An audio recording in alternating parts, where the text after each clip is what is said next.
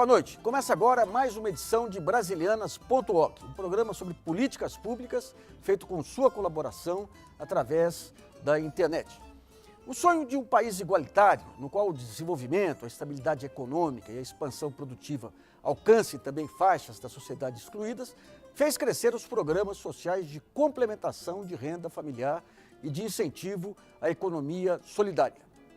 Brasilianas.org discute o programa Território de Cidadania, que traz a proposta de universalizar programas básicos de cidadania e promover a economia local por meio de uma estratégia de desenvolvimento territorial sustentável. Vamos discutir aqui como são definidas as áreas de ação do programa, o critério para a constituição dos grupos de trabalho, a metodologia para ampliação da agricultura familiar e da produção local, também o modelo de gestão e aplicação de recursos. Para o debate, recebemos aqui no estúdio Joaquim Soriano, que é coordenador do Núcleo de Estudos Agrários e Desenvolvimento Rural do Ministério de Desenvolvimento Agrário. O Arilson Favaretto, que é pesquisador colaborador do Núcleo Cidadania e Desenvolvimento do Centro Brasileiro de Análise e Planejamento e professor da Universidade Federal do ABC. A Maria Cecília Ladeira de Almeida, que é professora de Direito Agrário e Civil do Mackenzie e da PUC de Minas Gerais. E temos ainda a presença de convidados ligados ao tema, o Newton Tato, do Instituto Socioambiental, a Kátia Varela Gomes, que é professora do curso de Políticas Públicas e Psicologia da Universidade São Francisco.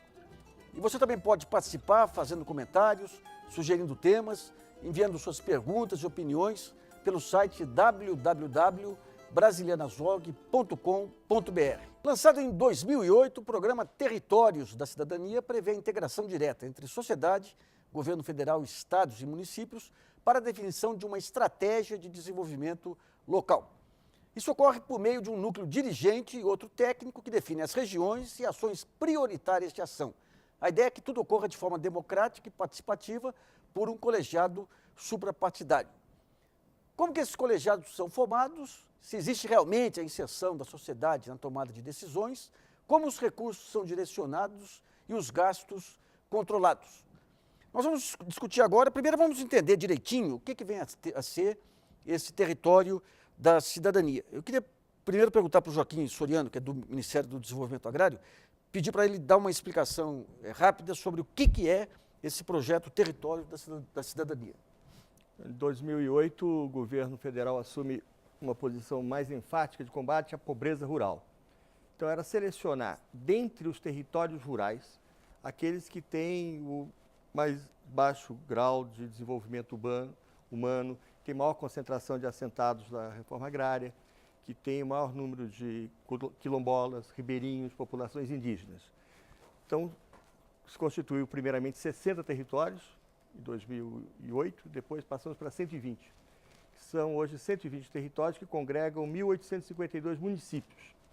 Nesses 1.852 municípios agregados de território, existe o colegiado territorial, ou seja, é uma representação da sociedade civil e uma representação do poder público municipal e dos órgãos estaduais que lá atuam. Então, esse colegiado se reúne e discute uma cesta de ofertas das ações do governo federal, são 22 órgãos e ministérios aí envolvidos, que nas suas ações ordinárias para esses territórios tentam convergir a política pública. Qual a ideia central? Fazer chegar ao mesmo tempo, no lugar onde mais é necessário, o conjunto de políticas públicas do governo. Tá. Aí uma curiosidade minha, que hoje a gente percebe em várias áreas aí essa ação federativa, esse estilo federativo de você casar a ação de governo federal, estadual e municipal, virou finalmente uma prática, que é algo que se perseguia desde 88. Internamente lá, o que levou a essa mudança de paradigma e a esse aprendizado para poder atuar com estados e municípios? Infelizmente, você está um pouco mais otimista do que a realidade. Tá. Esse é o nosso desejo, né? No programa Territórios da Cidadania, além desse colegiado territorial e a coordenação, o Comitê Gestor Nacional, que reúne esses 22 ministérios, tem também no nível estadual o Comitê de Articulação Estadual, com os órgãos do governo estadual e os órgãos do governo estadual desse estado, tá certo?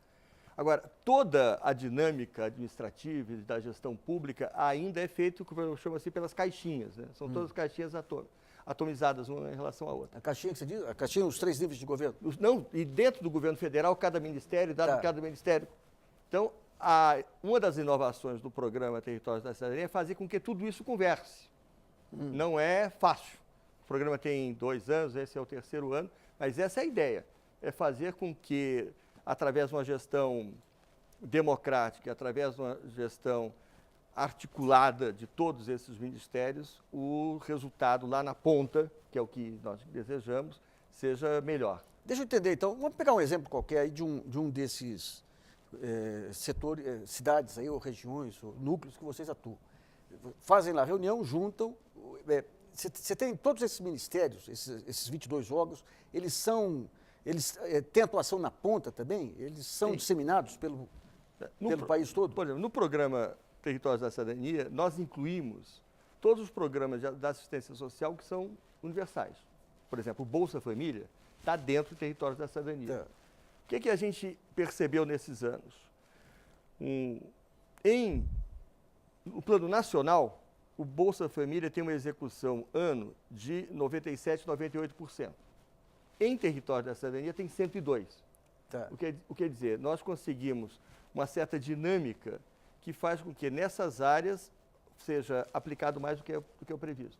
Agora, tem também aquelas ações que são, por exemplo, de infraestrutura, no próprio MDA, não é? As ações para a agricultura familiar e para os assentamentos que envolvem investimentos para a produção. Nesses colegiados territoriais, nesse debate, o pessoal escolhe qual ação é prioritária. Então, vem uma indicação lá de baixo. Nós queremos, aqui o mais importante é ter uma ponte.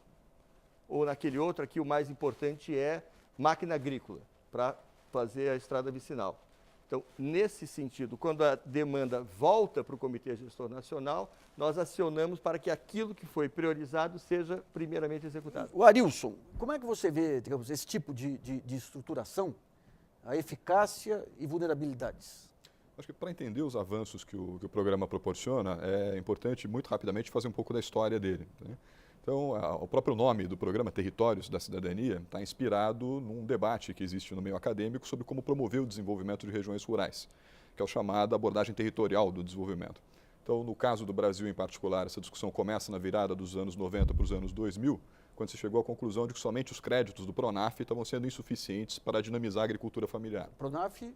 Programa da Agricultura Familiar, Programa Nacional de Fortalecimento da Agricultura Familiar. Então, ao longo da década de 2000, o governo federal, com uma ação do Ministério do Desenvolvimento Agrário, começa a ampliar os investimentos na infraestrutura dessas regiões rurais e se chega, no meio da década de 2000, reconhecendo a necessidade de envolver outros tipos de investimento que não só aqueles que o Ministério do Desenvolvimento Agrário poderia fazer, e daí vem a ideia do Programa Territórios da Cidadania. Agora, quais são os desafios do programa? Como disse o Joaquim, o programa é novo, portanto, é fundamental entender aonde estão os campos para avançar mais nessa inovação. Um deles é justamente na integração, nos 2 níveis. Você tem uma necessidade de integração horizontal dos vários ministérios, das várias áreas de governo, e uma necessidade de integração vertical, de governo federal com estados, municípios, a questão federativa, como você disse. Um dos problemas hoje é que a legislação é frouxa, digamos assim, para criar um ambiente mais favorável a que estados e municípios entrem com contrapartidas para o programa. Esse é o primeiro desafio. O segundo desafio é você fazer com que essa integração não seja só uma integração de transparência, o que é fundamental, e nem só de gestão administrativa dos recursos, o que também é fundamental. É preciso a gente avançar para um ambiente onde essa integração se dê com base em projetos estratégicos para essas regiões rurais. Então, hoje, essas demandas, essas prioridades que são indicadas, a que o Joaquim fazia referência, dizem muito respeito a demandas imediatas, a demandas acumuladas já de muito tempo, mas que não são suficientes para projetar um horizonte onde essas regiões rurais possam ter uma expectativa de dinamização sobre outras bases mais profícuas. E como casar essas duas coisas? Você tem que... Por exemplo, quando você discute orçamento participativo, mesmo nas primeiras experiências aqui de planejamento, aqui, do Cavalho Pinto, aqui nos anos 60, você tinha aquela dicotomia, quer dizer, o deputado ele quer a obra e o governo ele tem que definir algo mais amplo. Então aqui você tinha um truque que você definiu algo mais amplo, chamava o deputado e falava, ó, você quer patrocinar essa obra? Nesse caso dos territórios da cidadania, qual é a inteligência que está envolvida para definir a dinamização da região? Pois é, essa, na verdade, na minha opinião, é uma das principais dificuldades que a gente tem. Quer dizer, você tem hoje uma coisa tremendamente importante, que é uma mobilização forte de atores sociais locais, né? O que é fundamental, mas é uma espécie de feijão da feijoada. Quer dizer, sem esses atores você não consegue pensar esses projetos estratégicos. Por outro lado, existe uma tendência de que nesses fóruns só participem as forças sociais organizadas e, em geral, as forças sociais organizadas dos mais pobres. Ou seja, falta gente que joga o jogo do desenvolvimento regional ser inserida nesses debates.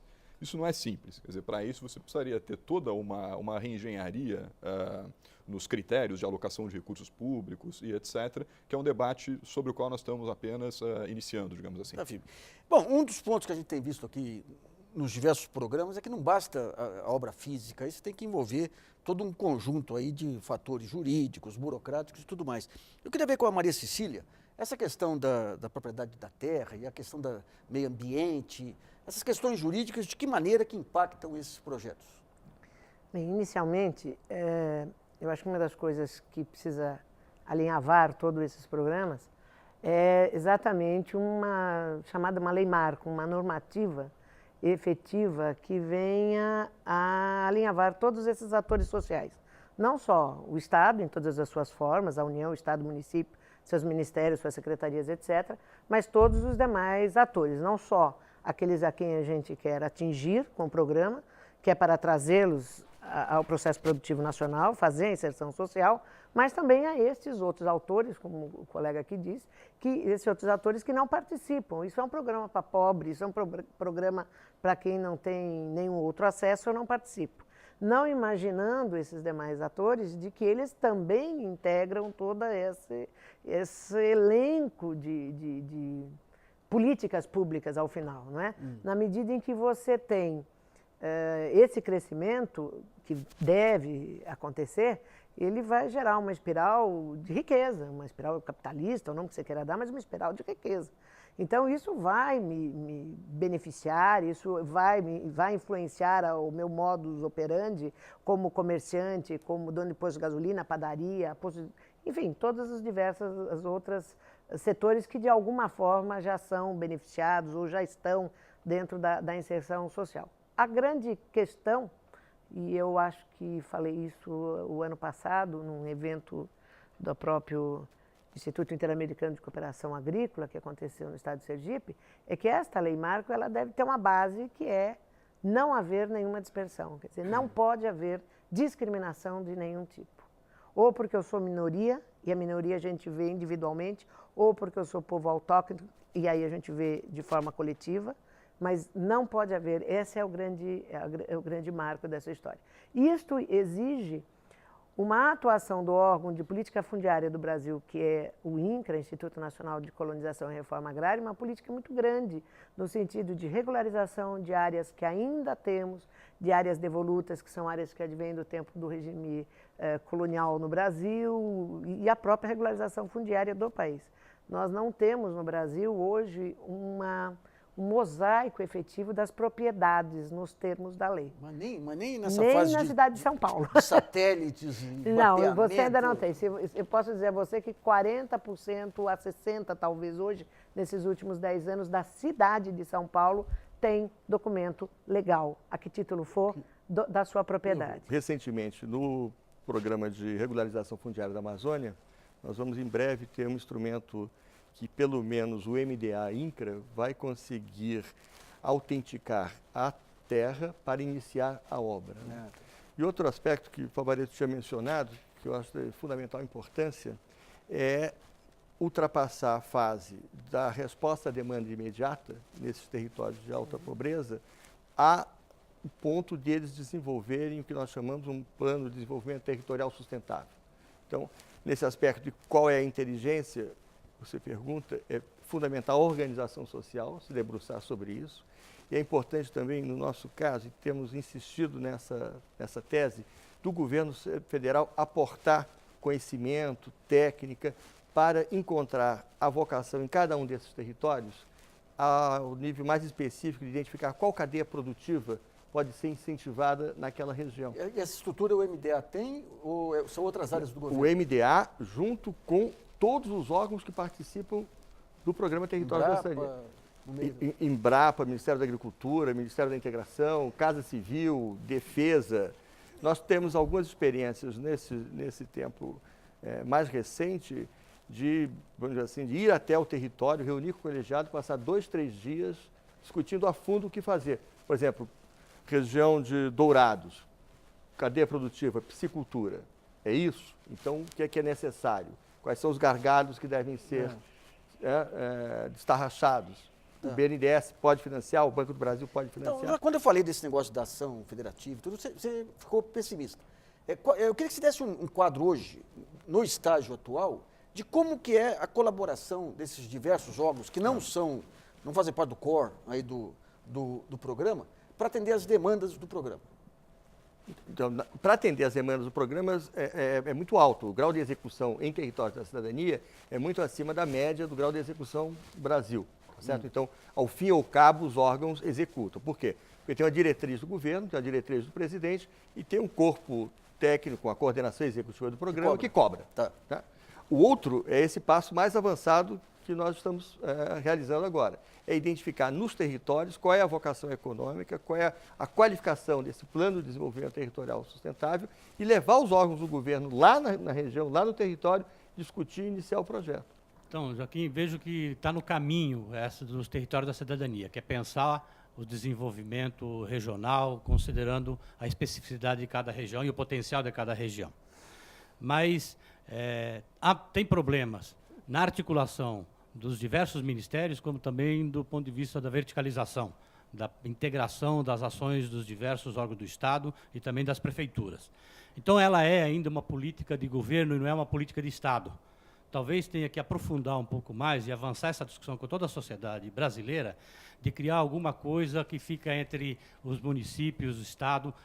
Aquilo que está se discutindo, por exemplo, nas grandes metrópoles, as regiões metropolitanas, também vale este caminho para a área rural.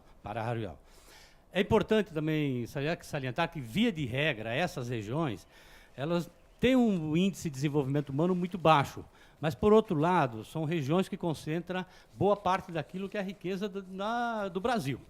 É uma diversidade social muito grande, é uma diversidade ambiental muito grande, e que, portanto, o desafio é justamente encontrar qual que é o potencial que tem nessas regiões. Coloco isso de via de regra porque eu não conheço todos os territórios. Conheço mais especificamente Vale do Ribeira, onde atuo. Mas tem um outro aspecto também, que é um problema que também precisa resolver. Ele cria esse espaço de participação direta da população, dos setores lá envolvidos, para poder definir, entendeu, as linhas de ações. Mas não trabalha a especificidade dessa diversidade social. Então, em muitas regiões, você tem lá grupos indígenas, quilombolas, ribeirinhos e agricultura familiar, pegando só esses exemplos. Tá?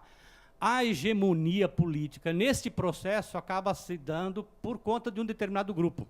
E aí outro grupo não participa. Tá? Isso vale tanto dos conselhos locais até no âmbito nacional. Então, isso é um problema que precisa ser trabalhado. Para encerrar a rodada aqui, eu passo a palavra à Kátia.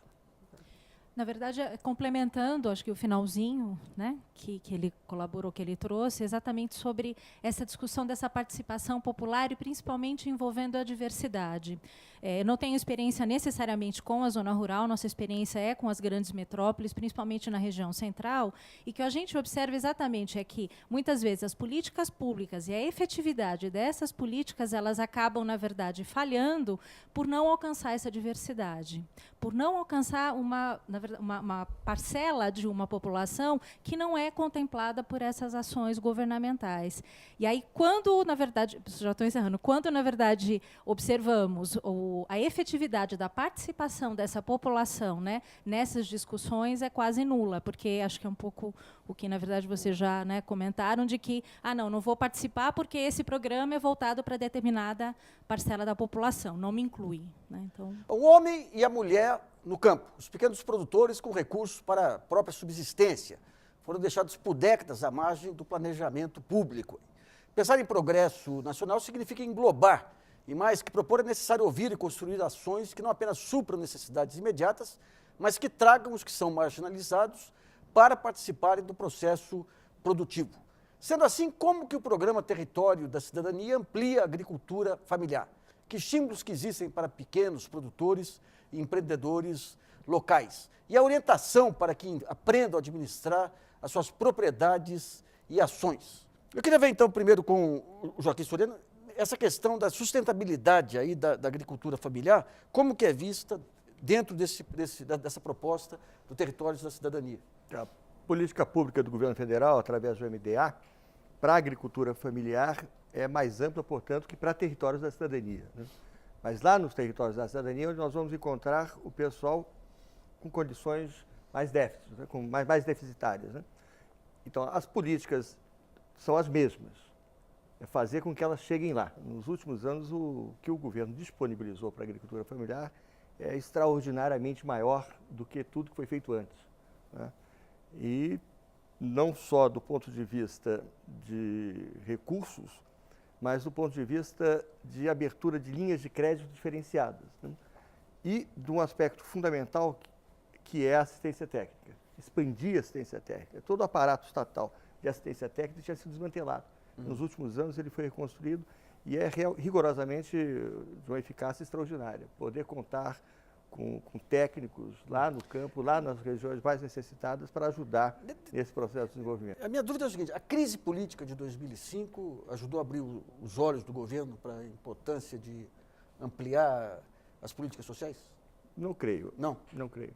Aí foi aprendizado, processos efetivamente. independentes. Aprendizado, efetivamente. É aprendizado efetivamente. Tá. E resultado. Porque o que é de resultado concreto é muito importante. E hoje a gente pode ver isso, o censo agrícola, Ou seja, o quando IBGE. você chega a 2005 e 2006, quando você vai olhar o que o governo tinha feito, sobressai Bolsa Família, sobressai... Então, isso aí que cria o efeito de demonstração. No caso do MDA da agricultura familiar, é a reflexão e o debate, o diálogo com esse pessoal que vinha há anos se organizando nos territórios, esse debate acadêmico sobre o desenvolvimento territorial. Vou dizer assim, o grande trunfo desse processo foi a democracia. Tá. Foi fazer esse diálogo para aprender e responder às necessidades. Então, eu queria ver com o Arilson essa questão da democracia. Quer dizer, quando vem a abertura política nos anos 80, a gente tinha a chamada Sociedade Civil Organizada, da qual o SEBRAP fazia parte, que eu acompanhei muito naquele período, que era meia dúzia de pessoas que tinham boa vocalização na mídia. Cada vez que estourava uma crise, elas se reuniam no Teatro da PUC, depois pegavam um avião e iam para Brasília. Durante décadas foi essa... De repente, quando a gente olha hoje, para todo lado que você olha, tudo aquilo que vem depois do regime militar, aquele aprendizado que vem com a Constituinte, que vem com as ONGs nos anos 90, de repente a gente vê esse florescimento. E como que você interpreta, digamos, as consequências e os próximos passos dessa criação dessa sociedade civil? Porque você não tem mais aquelas ferramentas, o jornal que definia o discurso, o pessoal que repetia o discurso, agora você tem tudo pulverizado, o parlamento já não tem a representatividade que achava que tinha, a mídia não tem a representatividade que achava que tinha. Como que você vê a situação social e política brasileira com esse florescimento da sociedade civil? Não, a avaliação geral é tremendamente positiva. Se nós temos hoje programas com desenho como esse do Territórios da Cidadania, que tentam descentralizar boa parte do processo de definição das políticas, que pretende aumentar a transparência e ser mais permeável ao controle social, tudo isso é herança dessas 2 décadas de participação social. A gente tem como marco, né, a Constituição de 88, enfim, toda a pujança dos movimentos sociais daquela época. Claro que isso agora coloca o desafio num outro patamar, e essa eu acho que é a grande questão.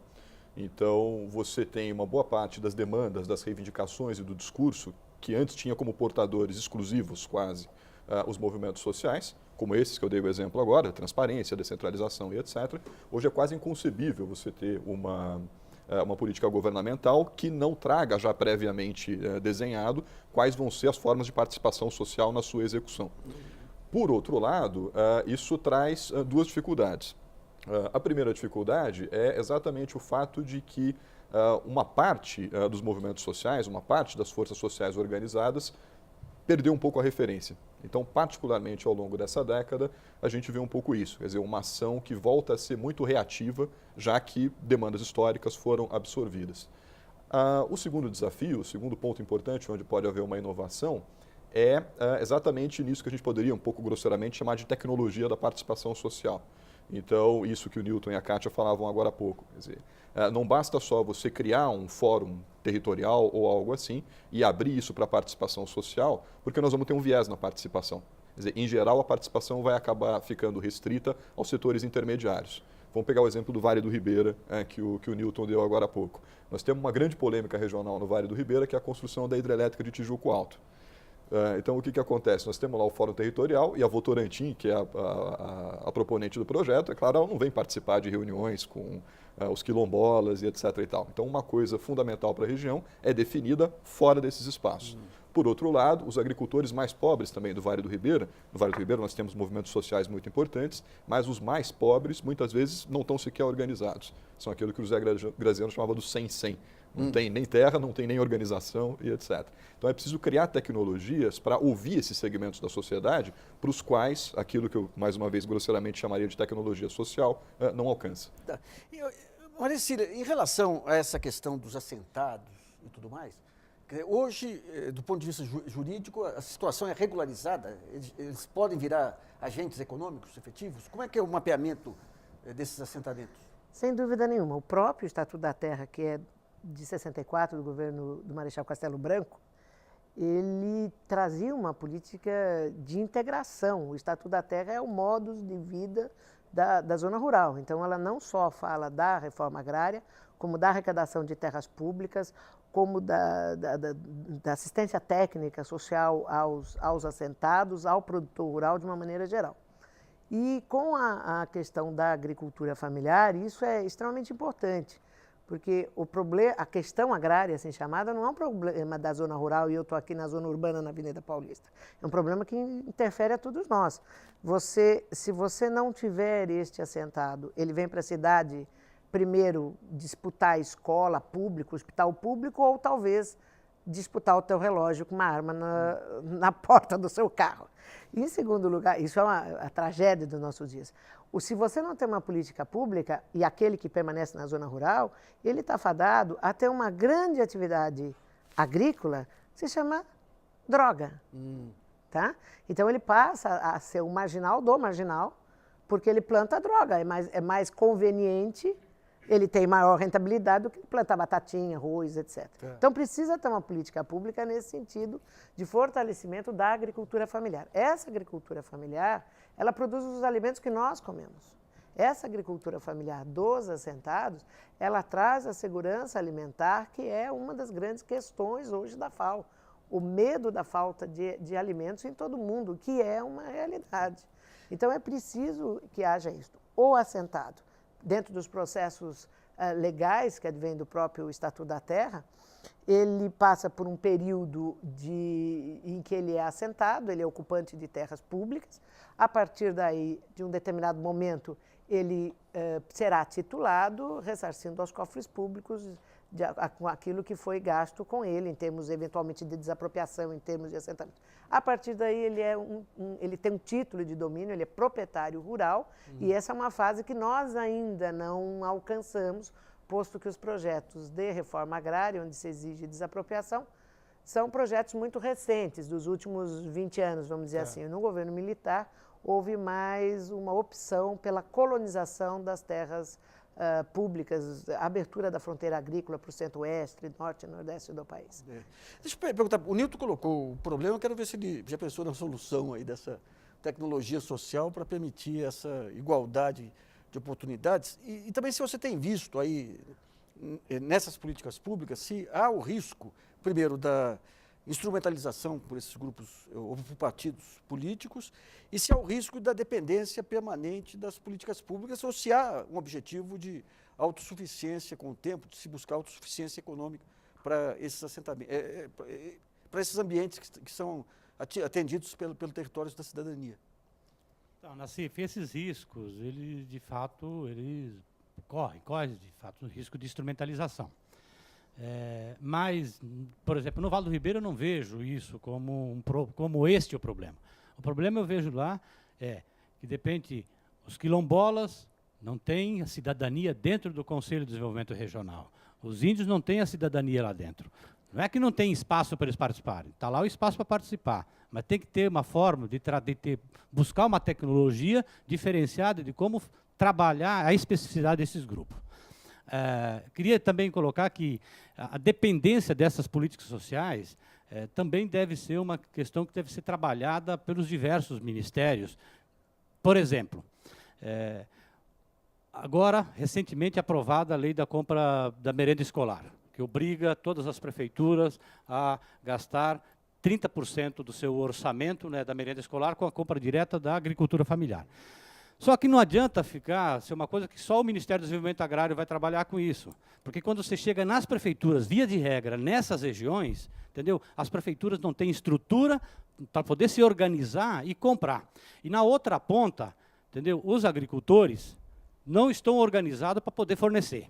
Tá? Então, esse é um aspecto que precisaria envolver outros ministérios, outras instâncias de governo, para poder suprir, entendeu, essa deficiência. Tá? Agora, esse conselho é um ponto de partida para começar a se identificar essas vulnerabilidades ou teria formatos melhores aí para si? Então, eu entendo que esses conselhos é a iniciativa, é o formato. O que precisa fazer é de entrar nesses conselhos e trabalhar mais especificamente para que tenha espaços, né, espaços adequados para esses diferentes grupos. Tá.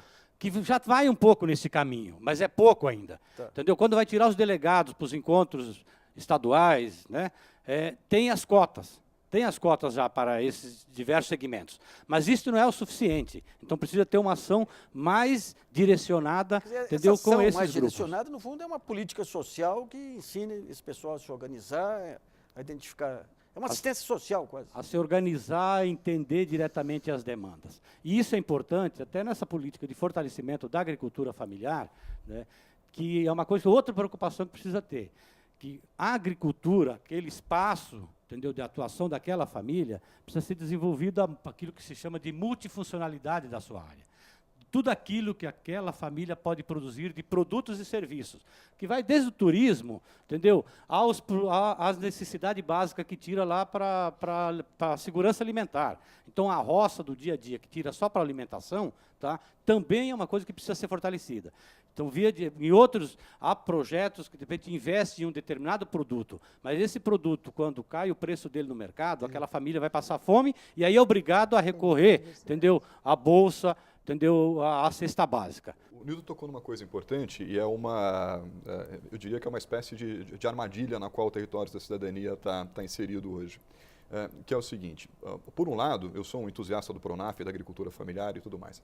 Aliás, só um parênteses, muita gente associa a agricultura familiar somente à produção de subsistência, o que é um certo equívoco.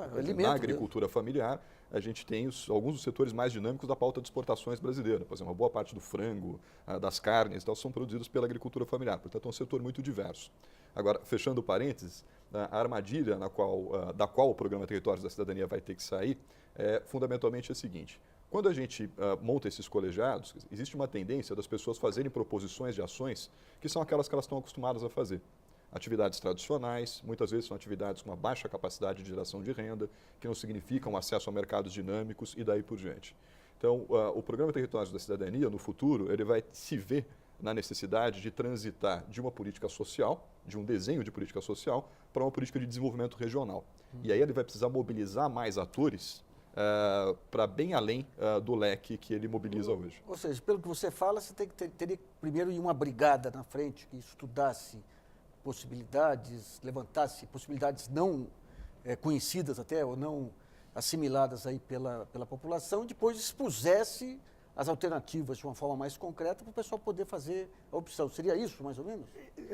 Não é isso. Essa preocupação do Alvarenga, que eu compartilho em grande medida, é que nessa dinâmica dos colegiados, muitas vezes os que ali estão representados pensam num desenvolvimento territorial sustentável, mas não pensam em outros atores que estão incidindo no mesmo território.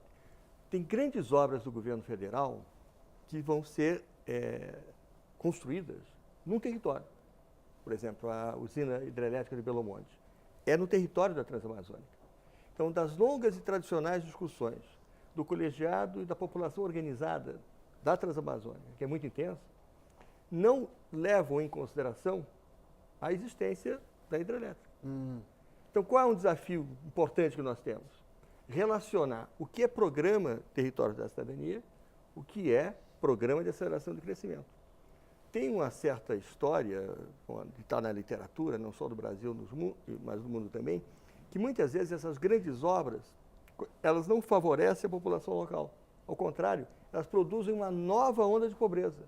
Então é muito importante nos anteciparmos com o programa Territórios da Cidadania para poder saber quais são as políticas de mitigação a serem realizadas para que essa aterrissagem seja a mais suave possível, não só do ponto de vista social, mas do ponto de vista ambiental também. Mas aí o ponto que eu estou entendendo aqui é o seguinte, se tem uma coisa que é o conhecimento técnico, tecnocrático, de querer impor de baixo para cima.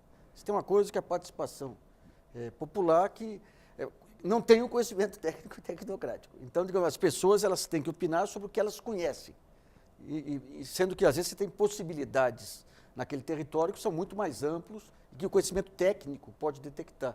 Então, digamos, pelo que eu estou entendendo, a síntese seria você ter o diagnóstico técnico, daí você expõe para a população todas aquelas alternativas que ela nem imaginou que pudesse existir, e a partir daí você tenta convalidar com ela. Seria mais ou menos essa uma metodologia capaz de atender às suas preocupações?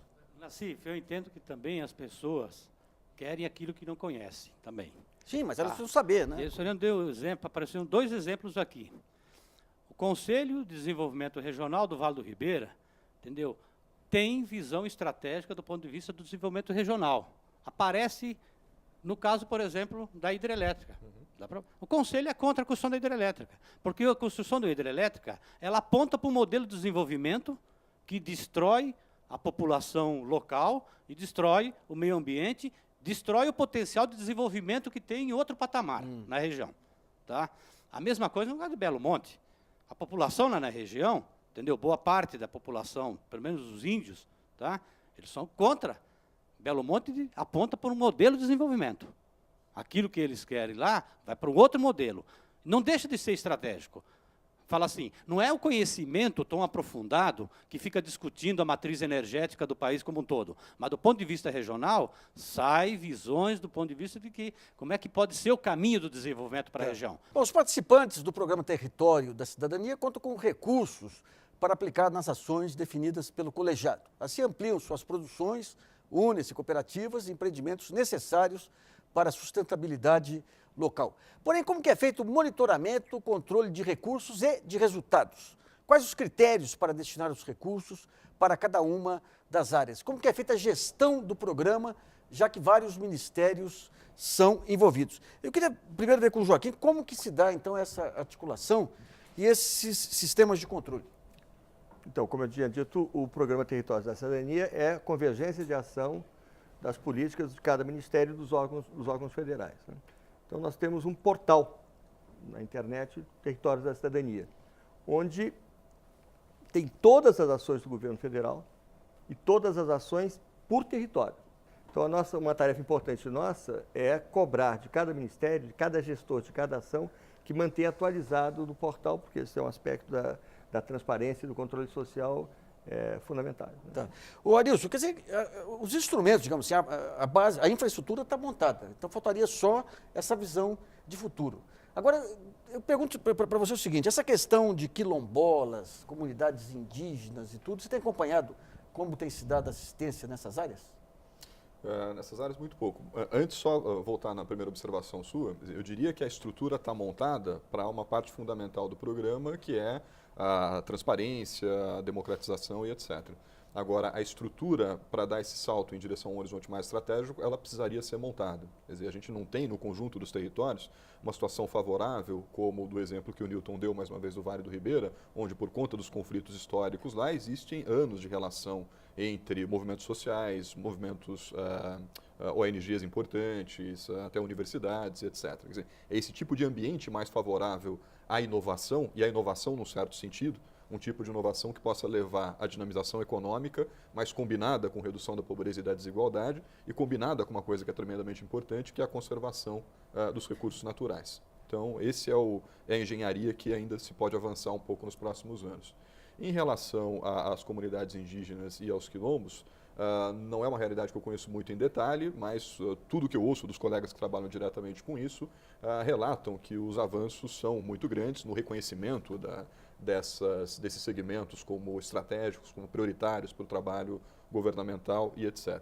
Especificamente com relação à assistência técnica, digamos assim, esse é um ponto onde ainda se precisaria avançar. Em relação à década passada, houve um avanço importante que foi a revalorização desses órgãos de extensão rural, de assistência técnica e tudo mais, mas o tipo de assistência técnica que é prestada ainda é algo que se pode avançar bastante. E, sobretudo, avançar num ponto que é tremendamente importante, que é na transição do paradigma produtivo. Então, nós vivemos hoje ainda no ciclo, digamos assim, dos anos 70, que é o produtivismo, pouca preocupação com o meio ambiente e etc. O que vai ser mais valorizado crescentemente, e é uma das principais vantagens comparativas das regiões rurais, é exatamente a possibilidade de inaugurar um ciclo de dinamismo econômico baseado na conservação dos recursos naturais e não na sua depleção.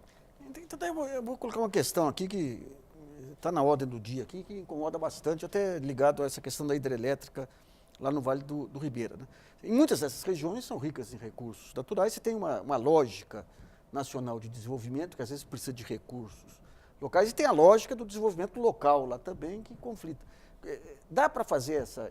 E daí entram as leis ambientais e um conjunto de fatores muito desagregados, assim, criando uma dissintonia muito grande aí. É como casar o interesse local com esse interesse nacional mais amplo, Joaquim?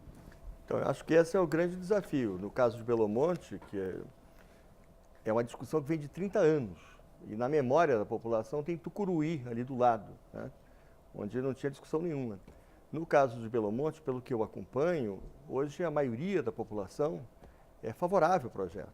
Lá na região de Belo Monte tem uma minoria contrária ao projeto, muito ativa politicamente. Mas as comunidades indígenas que fazem o maior desafio ao projeto vêm lá do Mato Grosso, né? São os caparaós lá de baixo. Porque tem muito processo de discussão e muita reivindicação de grupos sociais distintos que foram atendidos, não só do ponto de vista social, mas do ponto de vista ambiental também. E o papel das ONGs estrangeiras aí, o que tem de lenda, o que tem de realidade? Lenda não, porque estão presentes na região. Não, mas digo, a lenda é que insuflam... Lá tem muita gente do ativismo político muito alto, que se opõe ao projeto.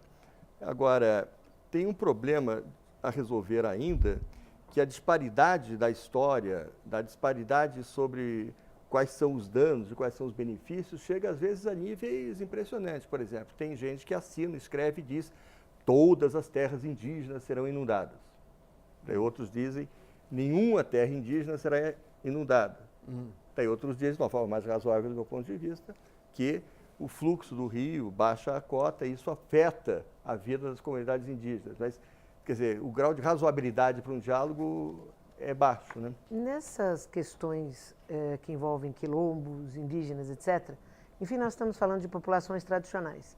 Isso não é um privilégio nosso. O Brasil é signatário de alguns tratados que determinam o desenvolvimento e a incorporação dessas populações tradicionais à sociedade como um todo, voltando àquela história que ninguém pode ser discriminado, todos têm de ter um tratamento igual dentro das suas diferenças, e o Brasil é signatário de alguns tratados sobre populações tradicionais, entre eles a OIT, Organização Internacional do Trabalho, 169, salvo engano, que gerou uma legislação sobre quilombolas. E isto para o Brasil, como seriam a família do Papai Noel para a Finlândia, os lapões são os nativos da Finlândia, os vikings invadiram. Então, em todo o mundo você vai encontrar populações tradicionais que precisam, há todo um movimento internacional, voltando à história, inclusive, das ONGs internacionais, há todo um movimento internacional de absorção dessas comunidades, respeitando as suas características, mas levando a elas também qualidade de desenvolvimento como é chama? Inserção social. Tá. Nilton, no caso do Vale do Ribeira, como é que é o controle sobre os recursos que são alocados lá? Nassif, o Vale do Ribeira ele é rico, por exemplo, em recursos minerais. Não, mas digo os recursos públicos que vão para lá. Não, os recursos públicos, fala o controle, como ele é feito, Tá, no caso daquilo que está envolvido no programa de Território da Cidadania, é isso que o Soriano colocou, está lá no portal. Tá? E o comitê, o conselho regional, acompanha também a aplicação. Mas eu queria colocar o seguinte, via de regra, essas regiões são fornecedores de recursos naturais barato para outra região. Energia para quê? Né? Não é só discussão da matriz energética, mas para quê? Então, o Grupo Votorantim quer construir Tijuco Alto para produzir energia para a indústria de alumínio, para produzir alumínio para exportar. Belo Monte é para produzir alumínio, a maior parte da produção, entendeu? É para Alcan, entendeu? Para a Vale, para exportar. Tá? Então, é o modelo que nós vamos discutir. Isso retrata para outra coisa do ufanismo das ONGs estrangeiras. Tá? Das ONGs estrangeiras. Primeiro, eu preciso dizer o seguinte, tem que qualificar o debate aqui no Brasil, tá? Porque nós superamos essa coisa da pauta ambiental ser colocada de fora para dentro. Tá? Por muito tempo, no Brasil, a pauta ambiental foi colocada aqui pelas ONGs estrangeiras. Mas, nos últimos anos, nós recriamos aqui. Todo esse movimento do socioambientalismo, essa junção do movimento ambiental e do movimento social, que se expressou de forma forte durante a Eco 92, é genuinamente brasileira. E essas ONGs, inclusive, que vêm de fora e que atuam lá na região, estão se adaptando e trabalhando e entendendo melhor. Tá? Então vamos qualificar melhor, para não ter esse discurso ufanista, que é estrangeiro que está vindo aqui se meter, entendeu? E dizer, entendeu, o que é que deve ser feito. Vamos voltar ao desenvolvimento sustentável. Você está querendo que, a partir da discussão do Vale do Ribeira, a gente discuta o modelo de desenvolvimento sustentável do Brasil ou do Vale do Ribeira? No Vale do Ribeira, você está vendo a região do Vale do Ribeira que tem. A principal área contínua de remanescente de Mata Atlântica. Uma diversidade social com quilombolas, indígenas, caiçara. Portanto, você tem uma riqueza muito grande lá dentro. Já é sabido que a Mata Atlântica tem um potencial de biodiversidade muito grande. Tá? A região, por exemplo, tem um polo de biotecnologia que está morrendo à míngua lá dentro da Unesp. O polo de biotecnologia que está morrendo lá, ele vai o quê? É desenvolver o potencial de outras. As coisas são excludentes? São excludentes? Não estou falando que elas são isso, mas elas apontam para rumos diferentes. Quer dizer, o caminho aí seria o seguinte, assim como o Belo Monte se exigiu um conjunto de contrapartidas dos construtores lá para poder viabilizar a comunidade local, a maneira seria, nessa hidrelétrica, exigir da Votorantim um conjunto de contrapartidas que ajudasse a desenvolver o polo de biotecnologia e outros aspectos sociais. Porque querer mudar a matriz de consumo do Brasil, daí o Vale do Ribeira estava sendo muito além das chinelas aí também, fica complicado. Não, Nassif, você não está entendendo. Eu estou falando que, olhando para o Vale do Ribeira, e aí discutindo o modelo de desenvolvimento da região, também dá subsídio para você discutir também o modelo de desenvolvimento para o país, o caminho que você quer. Mas vamos chegar lá. Estou colocando isso aí. Aí, especificamente, entendeu, na pergunta que você fez agora, entendeu, depende exigir do Grupo Votorantim uma série de compensações. Nem tudo é compensável. A paisagem cultural do Vale do Ribeira mostra, para quem conheceu o Vale do Ribeira, olha para aquela paisagem cultural, ou paisagem socioambiental que está lá, e fala, aqui não cabe hidrelétrica. Costumo dizer que o problema para as populações tradicionais no Brasil e para o meio ambiente é o problema da relação com o Estado, independentemente do governo. Essa questão das comunidades quilombolas aí, você tem, do ponto de vista indígena, essa discussão também, se você preserva regiões, se integra. O que é a realidade hoje das comunidades quilombolas? Sobre as comunidades quilombolas, tem um exemplo em Territórios da Cidadania que a gente gosta de utilizar onde Territórios da Cidadania incide sobre outras políticas do governo. Assistência técnica para comunidades quilombolas. Em 2008, nós tínhamos 17 equipes. Em 2009, nós temos quase 699 equipes. Ou seja, tem um destaque importante no nosso programa o atendimento dessas comunidades tradicionais. No caso de Territórios da Cidadania, eu gostaria só de lembrar do seguinte, esse ambiente do colegiado, o ambiente do debate entre os mais pobres, não é sem conflito. Né? O conflito social permanece, não só do que diz respeito à defesa dos seus interesses específicos, como da repartição dos recursos. Então, o nosso programa ele pretende harmonizar, pretende ampliar os espaços democráticos, mas não pretende evitar o conflito, extinguir o conflito. Ele ali permanece. E eu creio que é a partir do debate democrático que a gente consegue construir as melhores opções. Bom, então, a discussão animada, mas infelizmente o Brasilianas.org chega ao fim. Obrigado aí pela participação de todos. E acompanhe na programação da TV Brasil o tema que será discutido na semana que vem. E aproveite para acessar o nosso site www.brasilianasorg.com.br, mandando perguntas, trabalhos e vídeos. Esse espaço aqui também é seu. E a gente se vê na internet.